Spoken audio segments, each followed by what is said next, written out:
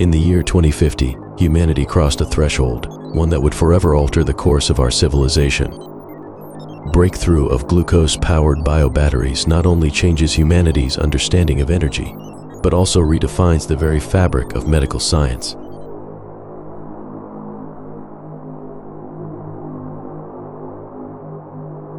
The advent of implantable micro-medical robots marked the dawn of a new era in healthcare. Hospitals, once revered as sacred institutions, became relics of the past, their hallowed halls repurposed for the integration of these advanced technologies. With the massive intervention of micro-medical robots, this technology has become a new medical standard. Medical resources have been greatly tilted in the direction of supporting this technology, and traditional medical methods have been weakened or ignored. By 2055, these innovations were no longer a choice, but a mandate. From birth, every person received these implants, a promise of enhanced abilities, extended life, and perfect health. As implant technology continued to advance, human lifespan reached unprecedented heights.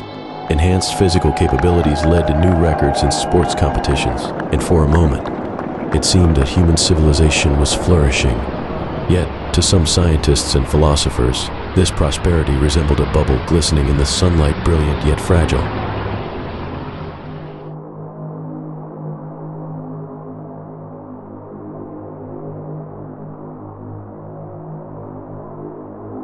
However, as the years go by, some new problems have surfaced. Miniature medical robots implanted in the human body cannot be discharged from the body normally after completing their intended lifespan. These microrobots gradually lose their effectiveness and remain in the human body, consuming human glucose continuously. In order to remove these failed microrobots, complex and expensive surgeries are required that are far beyond the reach of ordinary people.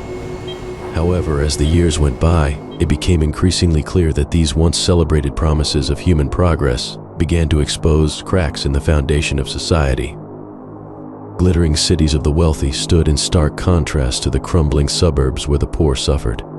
The implants, once symbols of progress, had become tools of control and division.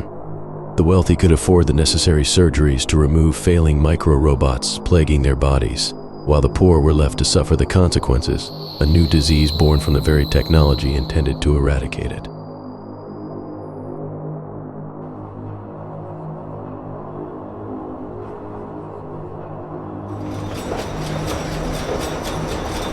Even in order to control the poor at a lower cost, they will take out discarded micro-robots from dead bodies, reprocess them, and inject them into the poor labor force again.